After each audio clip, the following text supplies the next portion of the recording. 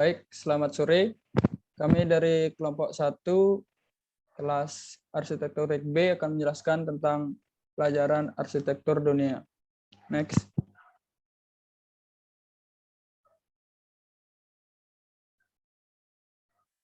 Materi ini dari yang pertama terdapat daftar isi, yaitu zaman prasejarah dan Mesir kuno. Yang selanjutnya ada definisi zaman prasejarah. Selanjutnya ada peninggalan arsitektur masa prasejarah. Yang keenam itu ada definisi zaman Mesir kuno. Halaman 7 itu ada peninggalan arsitektur Mesir kuno. Halaman 8 terdapat peninggalan arsitektur masa Mesopotamia. Yang terakhir ada perwujudan arsitektur kuno dan karakteristiknya. Next. Judul dari pembahasan hari ini yaitu arsitektur masa kuno dan masa prasejarah. Selanjutnya dilanjutkan oleh Sri Damayanti. Baik, terima kasih atas waktunya. Saya akan menjelaskan tentang zaman prasejarah. Zaman prasejarah merupakan zaman di mana manusia belum mengenal tulisan, dan pada zaman prasejarah ini umumnya ditemukan benda prasejarahnya ditemukan di dalam tanah, yaitu berupa alat-alat dari batuan, tulang, besi, perunggu, keramik, dan fosil atau sisa tulang yang membatu. Pada zaman batu terbagi dalam 4 masa, yaitu Paleolitikum, Mesolitikum, Neolitikum, Megalitikum. Dan pada zaman logam juga terbagi dalam 3 masa, yaitu zaman tembaga, zaman perunggu, dan zaman besi. Pada masa zaman batu terbagi dalam 4 masa. Yang pertama, masa Paleolitikum, di mana periode masa ini yaitu sekitar 50.000 sampai 100.000 tahun yang lalu. Kemudian, peninggalan pada zaman ini itu berupa kapak berimbas, kapak genggam, dan karakteristik bangunan pada zaman ini menggunakan bangunan yang sederhana dan berbentuk seperti goa dan pondasinya dari bebatuan. Kemudian, zaman Mesolitikum, peninggalan pada zaman ini yaitu berupa kapak tulang, kapak toala, dan kapak genggam.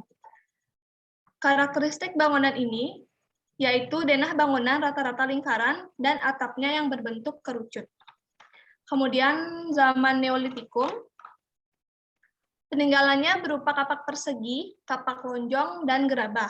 Sedangkan karakteristik bangunannya sama seperti zaman Mesolitikum, yaitu mempunyai denah bangunan yang rata-rata lingkaran dan hanya berbeda pada bentuk atap, seperti atapnya berbentuk kubah. Pada zaman Megalitikum, peninggalannya berupa menhir, punden berundak, dolmen, kubur peti batu, sarkofagos, waruga, dan arca. Dan karakteristik bangunannya yaitu material bangunannya menggunakan batu-batu yang berukuran besar. Kemudian zaman logam, yaitu yang terkenal pada zaman perunggu. Namun bangunan yang tercipta karena inisiatif pada masyarakat saat itu untuk memenuhi kebutuhan mereka. Dan karakteristik bangunannya yaitu menggunakan atap kerucut, materialnya terbuat dari daun-daun kering, sedangkan pondasi bangunannya dari pohon kayu besar, dinding bangunan tersebut dari kayu dan batu, serta peralatan yang dibuat dari perunggu dan batu. Selanjutnya akan dijelaskan oleh teman saya. Baik, selanjutnya ada peninggalan arsitektur zaman prasejarah, di mana yang pertama yaitu Stonehenge yang berlokasi di Inggris, di mana yang merupakan sebuah monumen zaman Megalitikum yang terletak di Salisbury, Inggris. Stonehenge terdiri atas 30 batu tegak dengan ukuran yang besar. Semua batu tegak tersebut disusun dengan bentuk tegak melingkar. Nah, dalam lingkaran batu tersebut terdapat 30 batu dengan ukuran yang kecil yaitu lintel. Sampai saat ini fungsi dari Stonehenge masih merupakan misteri. Menurut dari arkeolog Inggris. Richard John Copeland Atkinson pada tahun 1950, Stonehenge kira-kira dibangun sekitar 5.000 tahun silam. Pembangunannya sendiri dibagi menjadi beberapa fase. Untuk selanjutnya akan dijelaskan oleh Mahendra. Baik, yang kedua, Skara Brahe. Bangunan pada tahun 2200 sampai 3200 sebelum Masehi.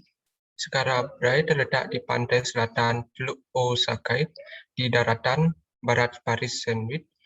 Setiap rumah memiliki desain-desain yang sama, ruangan persegi yang besar dengan sebuah pusat perapian, tempat tidur di kedua sisi, dan sebuah rak lemari di dinding di sebelah pintu. Wilayah Skara Brahe telah terkubur oleh pasir selama beribuan tahun. Karena itu, bangunan di dalamnya masih terawat dengan baik. Tidak hanya dinding-dinding struktur masih berdiri dan lorong-lorong beratap dengan lempengan batu asli, tetapi interior dari rumah ini, alat kelengkapannya masih bisa menggambarkan kehidupan yang mengesankan pada masa Neolit di Orkney. Baik, selanjutnya akan dilanjutkan oleh teman saya.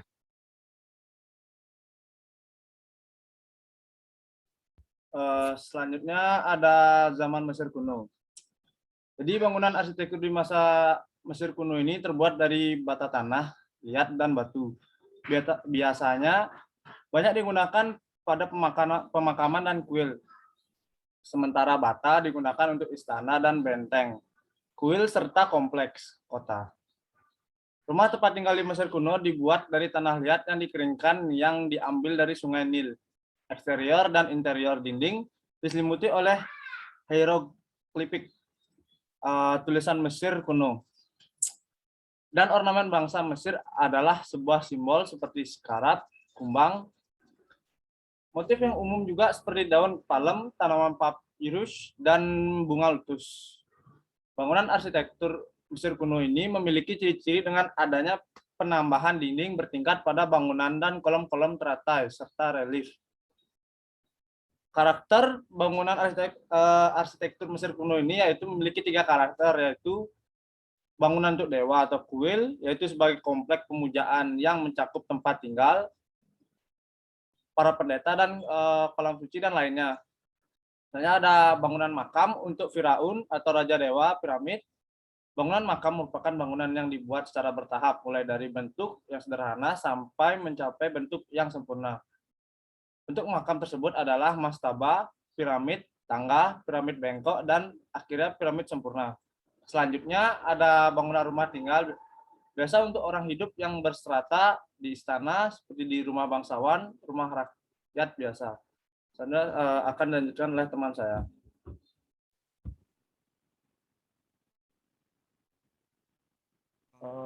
Baik, terima kasih sebelumnya.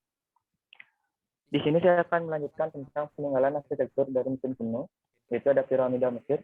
Di mana piramida Mesir ini yang bangunan berbentuk segitiga yang terletak di daerah Mesir. Arsitek dari piramida Mesir ini yaitu yang satu orang yang bernama Imhotep. Sejarah piramida Mesir dibangun sebagai makam para Firaun yang sudah meninggal dan akan memasuki kehidupan setelah meninggalnya. Struktur piramida terbuat dari batu kapur besar yang dipoles dan dibentuk menjadi balok-balok besar. Setiap balok batu memiliki berat kurang lebih 2,5 sampai 15 ton. Dan dalam pengerjaannya dibutuhkan 20.000 pekerja dan memakan waktu cukup lama, yaitu 50 hingga 80 tahun. Denah bagian dalam piramida terdiri dari 3 ruang bawah. Di tingkat pertama itu merupakan ruang bawah tanah. Tingkat duanya itu merupakan sebuah kamar dari ratu bangunan tersebut, dan tingkat ketiga merupakan ruang Firaun atau pemakamannya. Terima kasih. Selanjutnya bisa dilanjutkan oleh teman saya. Baik, saya akan melanjutkan presentasi dari teman. Selanjutnya ada kuil Luxor. Kuil ini dibangun dengan batu pasir dari wilayah Gebel El Silsila yang juga digunakan untuk konstruksi rekonstruksi monumen di Mesir dulu pada masa pemerintahan Pharaoh Amenopis III dan kemudian diperluas oleh raja-raja Mesir selanjutnya. Kuil ini terletak di jantung kota Luxor dan kuil ini dibangun secara khusus sebagai persembahan untuk Dewa Amon-Ra atau Dewa Matahari bangsa Mesir. Di gerbang utama kuil ini dahulu terdapat sepasang obelisk yang terbuat dari batu merah muda setinggi 25 meter, namun kini salah satu batu tersebut berada di Prancis. Selanjutnya akan dilanjutkan oleh teman saya.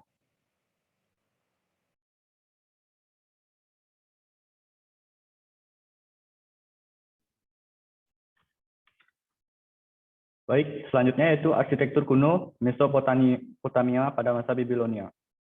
Mesopotamia adalah kawasan yang diperkirakan berada di daerah timur, tengah seperti Irak, Iran, dan sebagainya. Wilayah ini beriklim kering dan jarang terdapat hujan sehingga sangat tandus. Mesopotamia berasal dari kata mesos yang berarti tengah dan potamos yang berarti sungai. Kondisi ini sesuai dengan keadaan geografisnya yang dialiri sungai-sungai besar. Adapun tantangan yang sering dihadapi oleh bangsa Mesopotamia sendiri, yaitu ancaman banjir yang rutin terjadi sebagai konsekuensi dari letak geografisnya. Pola bangunan Mesopotamia pada masa Babilonia, pada masa itu raja-raja sering berperang untuk memperluas kekuasaan sehingga menggunakan benteng sebagai pertahanan kerajaan. Bangsa Mesopotamia menjadikan zigurat sebagai pusat kotanya yang dipercaya sebagai tempat bersemayamnya dewa. Pada zaman kerajaan Mesopotamia Babilonia, terdapat bangunan lahan besar dan kecil yang berorientasi pada bangunan kuil zigurat. Selain itu, sebagian besar bangunan terbuat dari kubah bata dengan ruang berdinding tebal tergantung letak dalam kotanya. Untuk tatanan kota, kota Mesopotamia pada masa Babilonia dikelilingi oleh tembok atau benteng dengan tatanan jalan seperti labirin.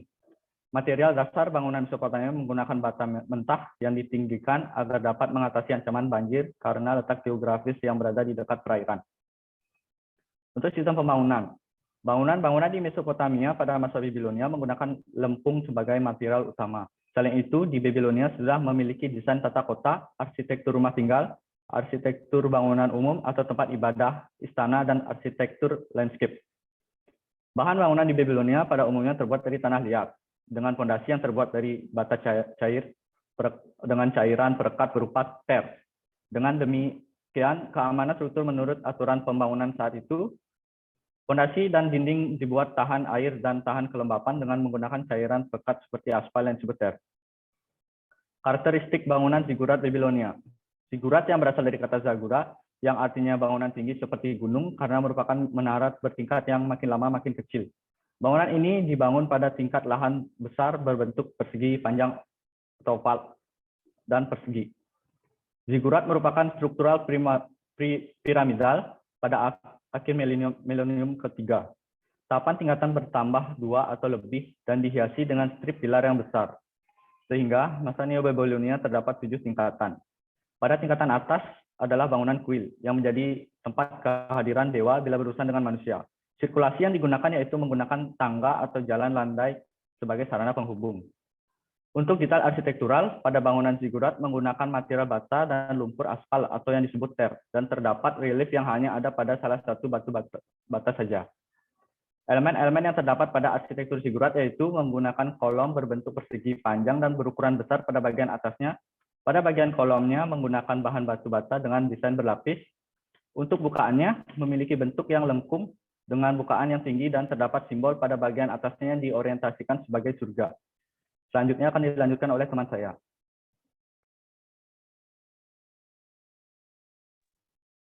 Baik, materi terakhir yaitu perwujudan arsitektur kuno dan karakteristik hypostyle hall. Adanya bangunan-bangunan arsitektur kuno di masa lampau adalah bukti bahwa ilmu arsitektur sangat penting untuk memahami perkembangan peradaban di dunia. Arsitektur kuno memiliki karakteristik yang sangat khas, dalam artian hampir seluruh bangunan-bangunan dengan arsitektur kuno pada zaman dulu memiliki kesamaan baik dalam ukuran bangunan yang cenderung besar dan luas, menggunakan bahan bebatuan, teknik pembangunan yang hanya dengan tenaga manusia, serta ornamen-ornamen pendukung atau finishing berupa relief atau pahatan batu. Kita ambil contoh dari Candi Borobudur yang merupakan contoh perwujudan dari arsitektur kuno, di mana candi ini merupakan monumen Buddha terbesar di dunia yang telah diakui oleh UNESCO. Contoh lainnya yaitu ada Colosseum yang terdapat di Italia, merupakan bangunan kuno sebuah peninggalan bersejarah berupa arena gladiator yang dibangun oleh Vespasian. Bangunan ini dibangun menggunakan batu yang disusun dan direkatkan menggunakan 300 ton klem besi. Dan bangunan ini memiliki ornamen pahatan batu di seluruh bangunannya. Selanjutnya itu ada Hypostyle Hall. Hypostyle Hall merupakan ruang interior yang atapnya bertumpu pada pilar atau kolom. Dengan desain ini menggunakan pembangunan ruang besar seperti di kuil atau istana. Desain ini digunakan secara luas di zaman Mesir kuno. Secara alami, seperti ini akan menghabiskan banyak ruang lantai, namun kelemahan ini bisa menjadi keuntungan ketika kolom diukir dengan motif heroik ataupun religius. Next.